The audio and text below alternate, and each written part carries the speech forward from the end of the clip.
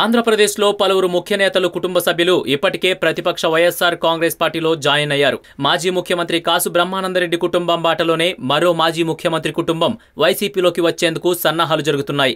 ఈ మేరకు ఇప్పటికే వైసీపీ అధినేత జగన్మోహన్ రెడ్డితో సంప్రదింపులు జరిపినట్లు సమాచారం. మాజీ ముఖ్యమంత్రి నేదురుమల్లి జనార్దన్ రెడ్డి కుటుంబం త్వరలోనే వైసీపీలో చేరబోతోంది. గతంలో కేంద్ర, రాష్ట్ర రాజకీయాల్లో నేదురుమల్లి జనార్దన్ రెడ్డి కీలక పాత్ర పోషించారు. అనంతరం ఈ కుటుంబానికి రాజకీయంగా పెద్దగా అవకాశాలు దక్కలేదు. నేదురుమల్లి వారసురాలిగా ఆయన భార్య రాజ్యలక్ష్మి గతంలో మంత్రిగా బాధ్యతలు నిర్వహించారు. రాజ్యలక్ష్మి వారసుడిగా రామ్ కుమార్ రెడ్డిని రాజకీయాల్లోకి తీసుకుని వచ్చేందుకు ప్రస్తుతం ప్రయత్నాలు చేస్తోంది. ఇందులో భాగంగానే ఆమె తన కుమారుణ్ణి వైసీపీలోకి చేర్పించే యోచనలో ఉన్నట్లు తెలుస్తోంది. రానున్న ఎన్నికల్లో వెంకటగిరి నియోజకవర్గం నుంచి వైసీపీ తరపున రామ్ కుమార్ ను బరిలో దించేందుకు వైసీపీ అధినేత జగన్ కూడా సానుకూలంగా స్పందించినట్లు సమాచారం.